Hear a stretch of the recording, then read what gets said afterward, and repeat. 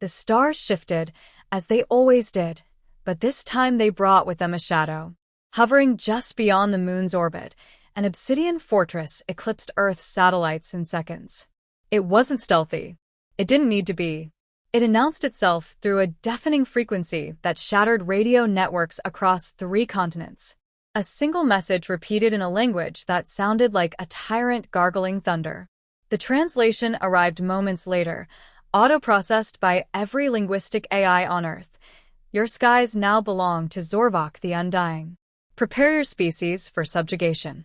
Most governments panicked in the usual way: emergency meetings, scrambled jets, and men in black whispering in dark rooms.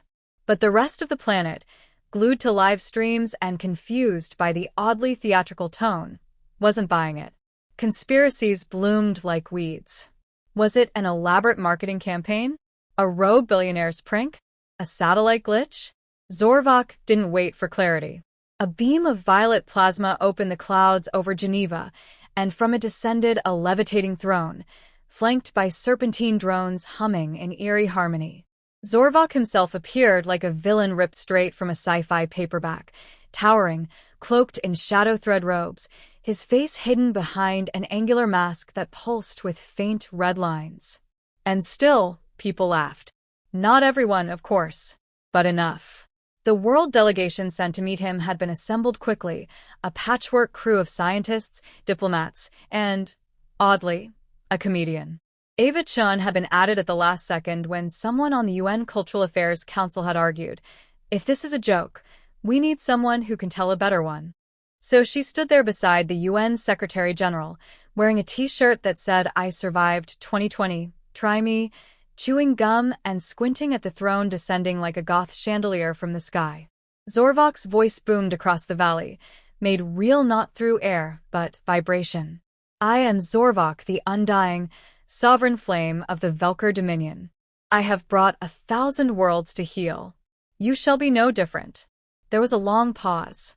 Then Ava leaned sideways toward the Secretary General and whispered, just a little too loudly, "Did he say flame? Are we being conquered by a scented candle?"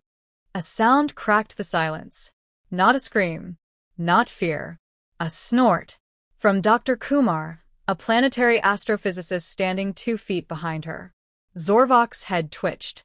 "I am the eternal storm," he bellowed, cape fluttering in artificial wind. "Your kind will bow." Hang on," Ava cut in, waving her hand. "Do you have a PowerPoint for this, or is it just yelling?" This time the laughter wasn't isolated. It rippled through the ranks. Not raucous or cruel, just surprised, irreverent human. Zorvok blinked. Slowly. His throne shifted ever so slightly. He wasn't used to this. On his ship, the Wrath Eternal, commanders watched the feed in frozen silence. The throne's AI pinged the Supreme Tactician. "They appear to be amused," it said. "By what?" the tactician hissed. "Everything, sir." Back on Earth, Zorvok tried again. "You are a primitive species. You have no grasp of the infinite lattice of dominion. You will kneel." The translator echoed it in 37 languages. Ava took a small step forward, hand raised like a kid in school. "Okay, hi. First of all, welcome. Second, could you define kneel? Is it literal, metaphorical, or part of a trust exercise? Just trying to respect cultural customs here." Zorvok stared. He had extinguished suns to make an example. Drowned continents in molten ash. Leaders usually wept when he arrived, or defied him and died dramatically. But this was confusion wrapped in mockery, dipped in sarcasm. He turned slightly, addressing his ship through a neural link.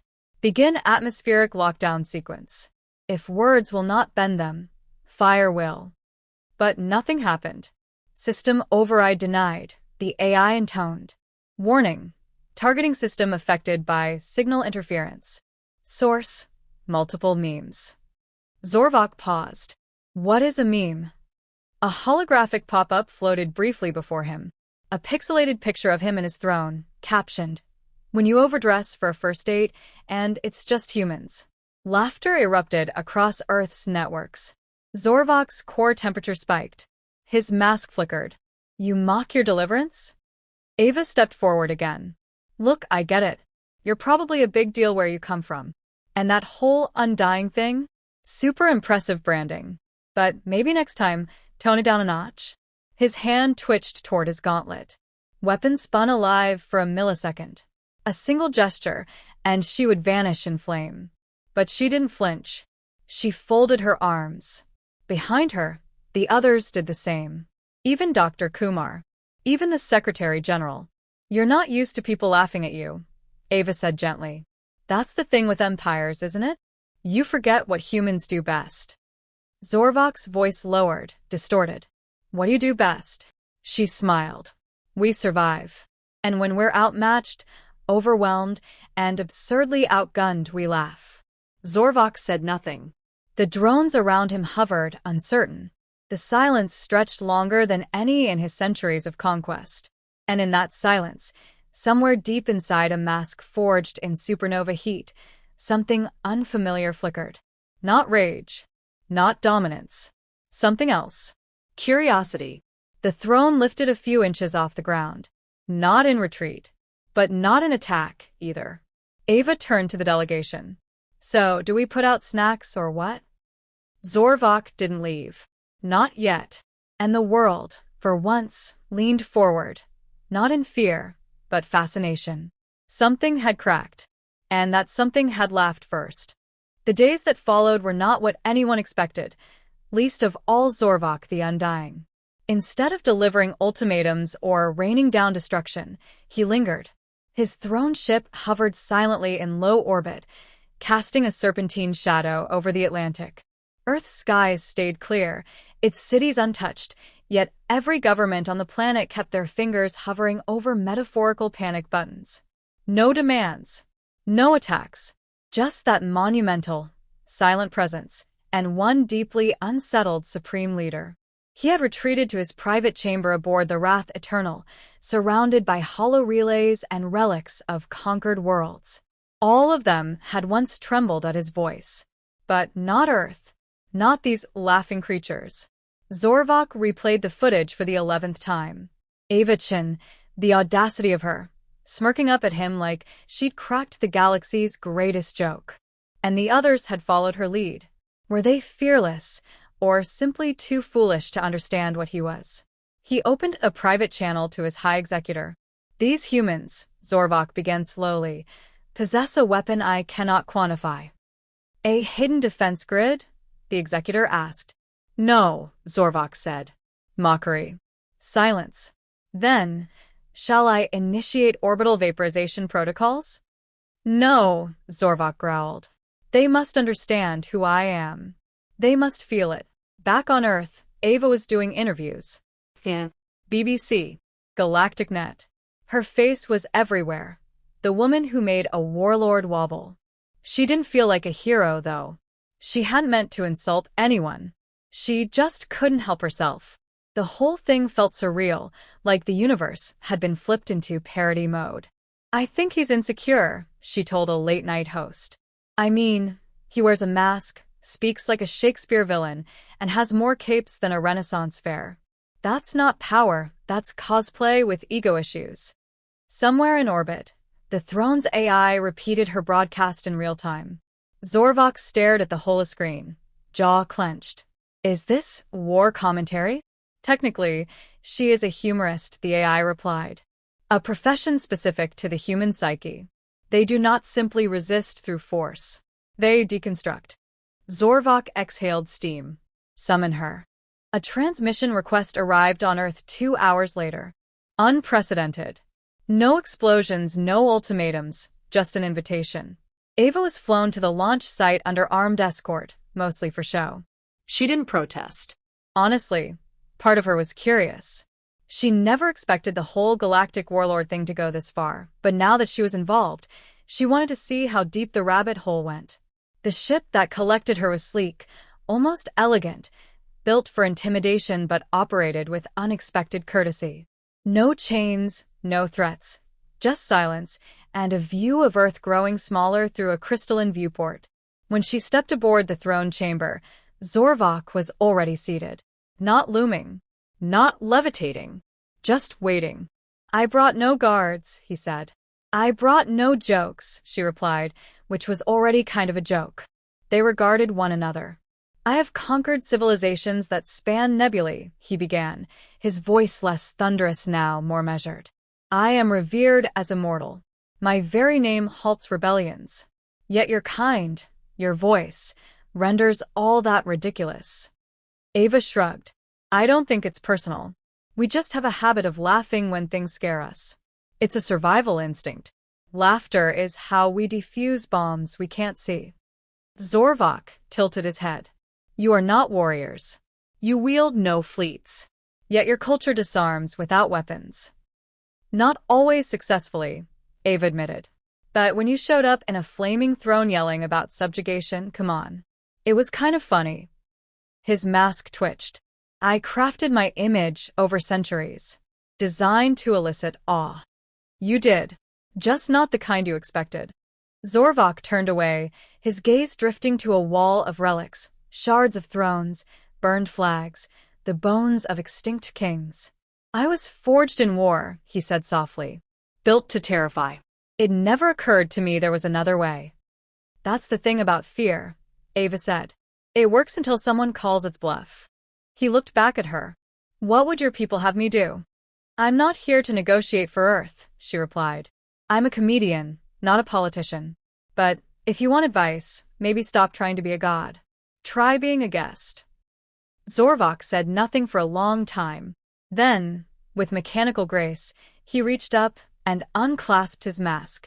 Underneath, he was not monstrous, just tired.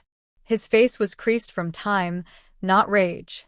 His eyes, reptilian and ancient, held the weight of 100 battles and the confusion of a child lost in a new playground.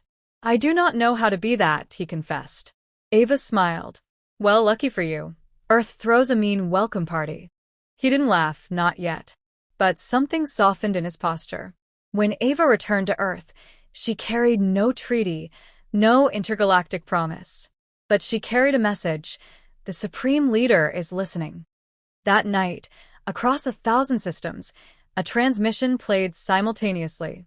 Not threats. Not proclamations.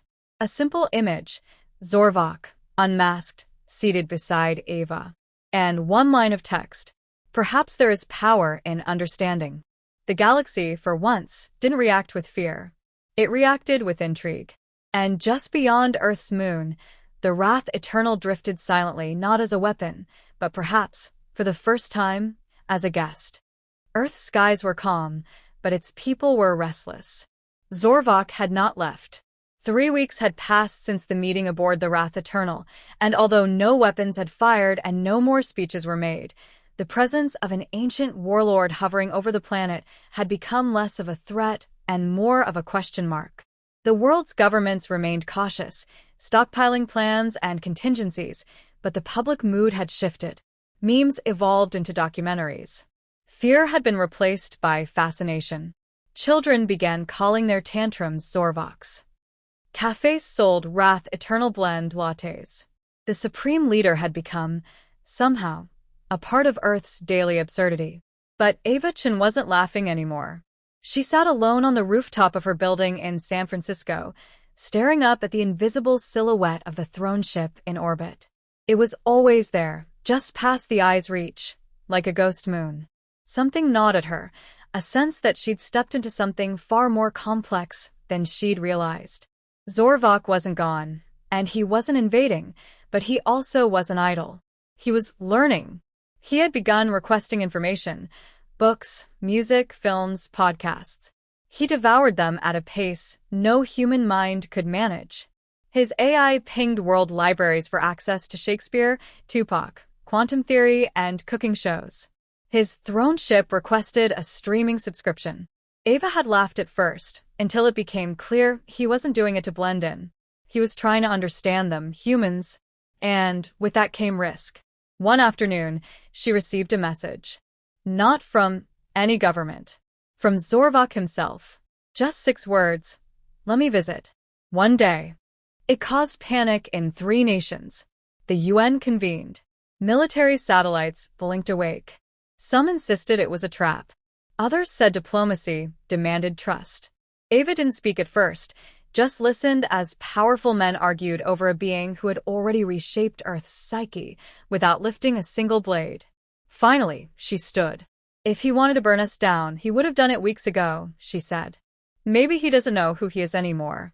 That's dangerous, yeah, but it's also an opening. So they agreed. A trial meeting. Controlled. Observed. Secret but not hidden. He chose New Zealand. No symbolic capitals. Just open space and calm winds. A field by a lake, where nobody had anything to prove. Ava was the only one allowed to speak to him. She stood by the edge of the lake, wrapped in a coat against the cold, as the air shimmered. A soft thrum passed through the ground. No weapon, no army. Just the throne, smaller this time, gliding toward her like a falling feather. Zorvok stepped down, without armor or cape, dressed in simple robes of dark blue. No mask. You came, she said quietly. I needed to see the sky without filters, he replied. His voice was still deep, but gentler now, like stone worn smooth by time. They walked. Zorvok didn't speak for a long while. He listened to the wind, the birds, the water. Finally, he said, I studied your wars, your tragedies. I thought I understood what drove you.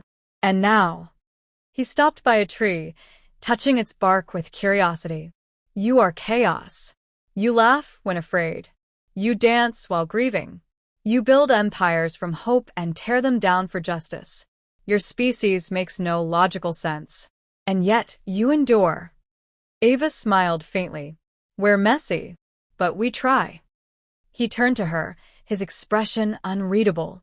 When I first arrived, I intended to crush you. I imagined your cities in flames, your resistance broken. That was the only path I knew. And now, she asked. He looked up at the sky. Now. I'm uncertain, and uncertainty is something I have never allowed myself to feel. That was the conflict. Not war, not dominance. Identity. Zorvok the Undying, forged in fire, was cracking. And something vulnerable was leaking through the fractures. For the first time, he wasn't commanding a galaxy, he was navigating himself. You don't have to be what they made you, Ava said. You can choose who you are. He considered this. And, what if I am not ready? Then don't decide yet, she said. Stay. Learn. Be confused with us. He stared at her. You would welcome me? I'm not Earth's spokesperson. But I think if you come honestly, we'll meet you halfway. A breeze passed between them, and then Zorvok, ancient warlord of 1,000 battles, sat on the grass beside her like a student. No throne, no title, just a traveler, unsure of his map. In the distance, satellites watched. Governments waited. But Ava leaned back and looked at the stars, no longer just points of light, but echoes of things yet to be understood. For the first time in centuries, Zorvok didn't feel like a conqueror. He felt curious. And perhaps that was the most dangerous, most powerful transformation of all. Because a being who learns to question what he is may one day become something the universe has never seen. Human in spirit, eternal in form, and no longer laughing alone.